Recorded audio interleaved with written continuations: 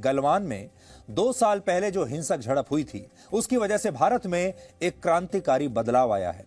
उस दिन चीन के 40 से ज्यादा सैनिकों को मारकर हमारे वीर जवानों ने पहली बार देश के 140 करोड़ लोगों का मनोबल बढ़ाया और भारत के लोगों ने पहली बार इस बात का एहसास किया, विश्वास किया कि हम चीन को भी पीछे धकेल सकते हैं। उस दिन गलवान में हमारे शहीद सैनिकों ने जो भी किया, उससे हमारे देश में एक नए युग की शुरुआत हुई।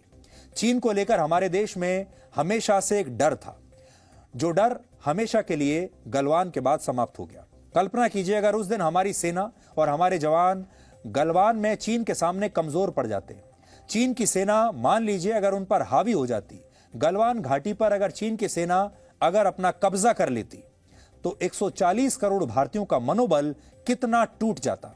और चीन को लेकर जो खौफ हमारे देश में पिछले 60 वर्षों से हमारे मन में है, वो खौफ हमारे मन में और बढ़ जाता। आप याद कीजिए, असल में 1962 के युद्ध में जब चीन ने हमारे देश को हराया था, तब यह हार हर भारतीय के मन में एक डर की तरह बैठ गई थी। और उसके बाद हमारे देश की एक के बाद एक पीढ़ियां जो हमारे देश में पैदा हुई, उन सब पीढ़ियों की, सबकी आत्मा पर इस 1962 की हार का बोझ रहा।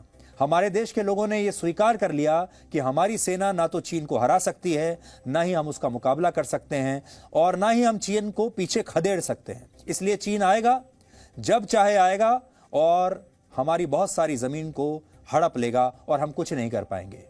ये सोचते सोचते न जाने हमारी कितनी पीढ़ियां पैदा हुई और चली गई। एक के बाद एक हर पीढ़ी इसी मानसिक दबाव में जीती रही और इसके बाद कई वर्षों तक हमारे देश ने चीन का मुकाबला इसी डर के साथ किया, या ये कह लीजिए मुकाबला हमने किया ही नहीं। एक तरीके से हम सरेंडर मोड में थे। लेकिन गलवान में हुई हिंसक झड़प ने देश के लोगों का मूड ही बदल दिया और लोगों ने यह समझा कि भारतीय सेना चीन की सेना को न सिर्फ हरा सकती है, बल्कि उसे युद्ध क्षेत्र से वहां पर बुरी तरह पीट भी सकती है और वहां से पीछे धकेल सकती है। इस सैन्य संघर्ष के बाद ही भारत ने पहली बार चीन के खिलाफ सख्त रुख अपनाया। उसके बाद आपको याद होगा, पिछले 2 साल में भारत ने चीन के 321 मोबाइल ऐप्स को ब्लॉक किया। आर्थिक गड़बड़ी के मामले में चीन की 500 से ज्यादा कंपनियों के खिलाफ जांच शुरू हुई। हाईवेज बनाने के लिए और दूसरी चीजों के लिए जो सरकारी टेंडर निकाले जाते थे, उन सारे टेंडर्स में चीन की कंपनियों के हिस्सा लेने पर हमारे देश ने रोक लगाई।